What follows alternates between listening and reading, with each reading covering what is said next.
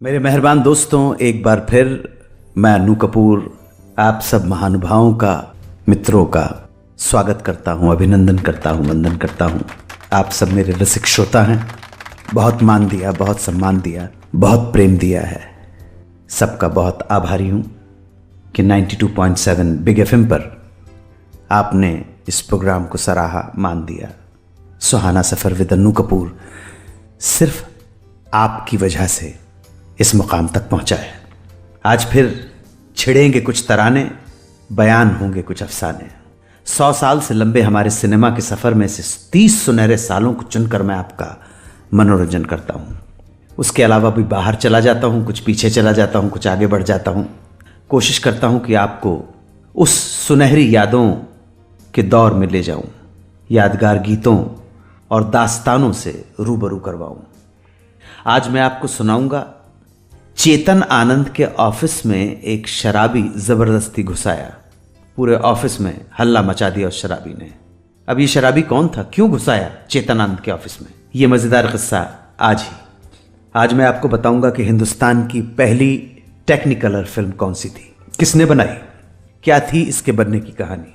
इसके अलावा आज मैं बताऊंगा रविंद्र जैन के द्वारा कंपोज किए उस गीत के बारे में जिसे रिकॉर्ड करने से पहले उन्हें खबर मिली कि उनके पिता अब नहीं रहे। फिर भी इस दुख की घड़ी में उन्होंने वो गीत रिकॉर्ड किया। इन किस्सों के साथ साथ आज बात करूंगा एक कौमी तराने की, सारे जहां से अच्छा हिंदोस्तां हमारा, हम बुलबुले हैं इसकी, ये गुलसिता हमारा। इस गीत को बनाने वाले संगीतकार जेपी कौशिक के बारे में, और कैसे मिला जेपी कौशिक को चांस फिल्मों में संगीत देने का। इसी तरह के तमाम किस्से होंगे। हमेशा की तरह मैं बयान करूंगा, आप सुनेंगे और वक्त गुजर जाएगा। ना भी सुने तो भी वक्त गुजरता है, तो अच्छी बातें सुन लें, मन बहल जाए, चित्त शांत रहे। किस्से कहानियों की वजह से, सदाबहार नगमों की वजह से, यही हमारा मकसद है। आज के सुहाने सफर की शुरुआत करते हैं चेतन आनंद के ऑफिस में घटी एक घटना से। बात तब की है जब गुरुदत्त अपनी फिल्म बाजी की स्टोरी सेटिंग के दौरान देवानंद, राइटर बलराज साहनी और चेतन आनंद के साथ चेतन आनंद के ही ऑफिस में बैठे थे। डिस्कशन चल रहा था। इसी क्रिएटिव डिस्कशन के बीच अचानक ऑफिस के बाहर शोर शराबा होने लगा, हल्ला मच गया। क्या हुआ भाई? पता चला एक आदमी शराब पी के ऑफिस में घुसाया है और लोगों को परेशान कर रहा है। इससे पहले कि चेतन आनंद और गुरुदत्त वगैरह बाहर जाते, ये शराबी धड़धड़ा के केबिन में घुसाया, सीधा पहुंचा देवानंद के पास। अजीब अजीब तरह के चेहरे बनाकर मजाक करने लगा। कभी मिमिक्री करता तो कभी सामान बेचने वाला बन के एक्टिंग करने लगता।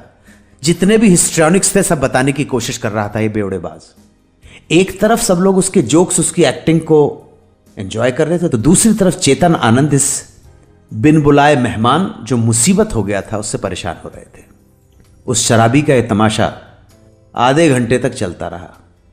फाइनली जब बर्दाश्त नहीं हुआ, चेतन आनंद अपने स्टाफ पर चिल्लाए और कहा, निकालो इस शराबी को बाहर यहां से। चेतन साहब का गुस्सा देख वो शराबी अचानक नॉर्मल हो गया और वहां मौजूद सभी लोगों को सलाम करने लगा। शराबी को अचानक यूं नॉर्मल हुआ देख हर आदमी दंग रह गया, सिवाय बलराज साहनी के। क्यों? क्योंकि बलराज साहनी ने ही इसे यहां बुलाया था। बलराज जी ने सबको बताया कि दोस्तों, ये शराबी नहीं है, ये एक फनकार है, कलाकार है। और फिल्म बाजी में जो शराबी का रोल उन्होंने लिखा है वो इस आदमी को ध्यान में रखकर ही लिखा है। ये सब हरकतें जो इसने अभी की हैं, ये सब मेरे कहने पर ही की हैं। मैं आप सभी को दिखाना चाहता था कि कितना टैलेंटेड है, इसलिए मुझे यही सबसे सही तरीका लगा। अब आप बताइए कि क्या ये कलाकार अपनी फिल्म में शराबी का रोल करने के लिए सही चॉइस है या नहीं? गुरुदत्त, देवानंद, चेतनानंद और वहां मौजूद हर आदमी इस कलाकार की फनकारी से इतना मुतासिर हो चुका था कि रिजेक्ट करने का सवाल ही नहीं उठता था। सबने यूनानिमसली कहा बिल्कुल ये रोल शराबी का इसके लिए ही है। दोस्तों, एक कलाकार था बदरुद्दीन काजी, और यही बदरुद्दीन मियां बाद में जाकर बन गए ग्रेट जॉनी वॉकर। वापस आकर बताऊंगा हिंदुस्तान की पहली टेक्निकलर फिल्म के बारे में। ये फिल्म कैसे बनी, किसने बनाया, ऐसे क्या थी इसके बनने की कहानी, ये सब बस थोड़ी ही देर में।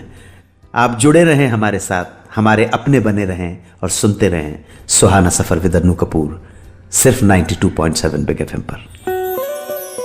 सुनते रहिए रेडियो का number 1 show Suhana suffer with Annu Kapoor, सिर्फ 92.7 बिग एफएम पर।